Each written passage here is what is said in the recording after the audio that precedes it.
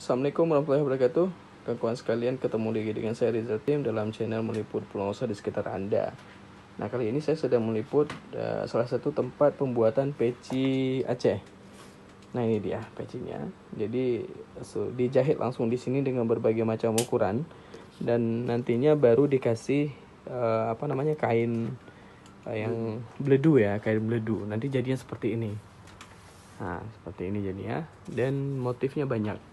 Jadi di sini memang tempat produksi peci Aceh.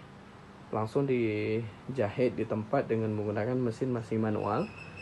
Dan Anda bisa pesan. Artinya mau dikasih nama, mau dikasih motif apa, rencong dan yang lainnya, maka bisa langsung kemari. Desanya desa apa?